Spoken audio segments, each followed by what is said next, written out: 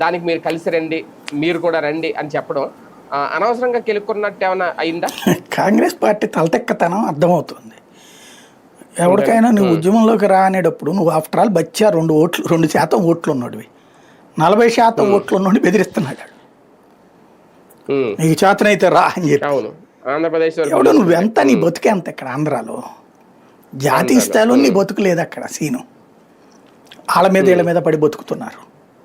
ఇలా బలమైన నాయకులతో పెంట పెట్టుకునే నాశనమైంది ఆ పార్టీ.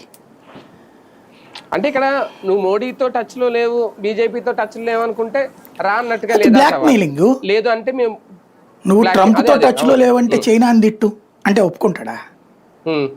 నువ్వు జిన్పింగ్తో టచ్ లో లేవు, చైనాని తిట్టంటే ఒప్పుకుంటాడు? ఇటు తిడతాడా?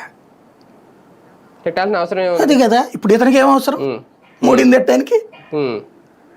నీకు చైనాతో వెళ్ళి ఎంఓయూ కుదుర్చుకున్నాడు రాహుల్ గాంధీ. చైనా ఎన్నేదో పనులు చేసినా గాల్వన్లో ఇలా పక్కన వచ్చి ఆక్రమించుకున్నా మాట్లాడు.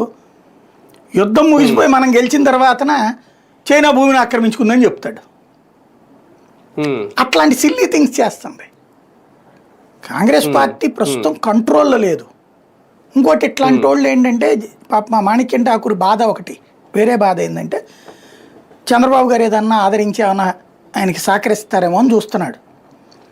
వీళ్ళదంతా ఎట్లుంటుందంటే ఇన్ఛార్జీలు వీళ్ళు ఈ కాంగ్రెస్ ఇన్ఛార్జీలు ఏంటంటే కాంగ్రెస్లో ఇన్ఛార్జి రావడం అనేటటువంటిది ప్రభుత్వం ఉన్న చోట వస్తే పండగ.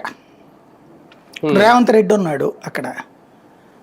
ఇప్పుడు మీనాక్షి నటరాజన్ వచ్చిందంటే ఆవిడకి పూర్తిగా హోటల్ సరే ఆవిడ సరిగ్గా ఒప్పుకోదు, మెయింటైన్ చేయదు అంటారు. కానీ జరిగేది గౌరవాలు జరుగుతుంటాయి కూల్గా. బయటికి జనాలకు ఒక ఎక్స్పోజ్ చేస్తారు. కానీ మాణిక్యం ఠాకూర్ ఇదివరకు ఫుల్ ఎంజాయ్ చేశాడు. హైదరాబాద్లో స్టార్ హోటళ్లలో విడుదలు మంచి ఎంజాయ్ చేసేవాడు.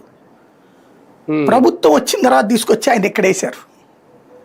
రేవంత్ సర్కార్ వచ్చాక కొన్నాళ్ళు పోయాక ఇక్కడికి వేశారు ఆయన్ని. ఆయనకేమో ఇప్పుడు ఏముండదు కాంగ్రెస్ ఇక్కడ వచ్చి పుంజుకోవడానికి, సాధించడానికి. షర్మిల ఏదన్నా ఏర్పాటు చేస్తే ఇక్కడ పాపం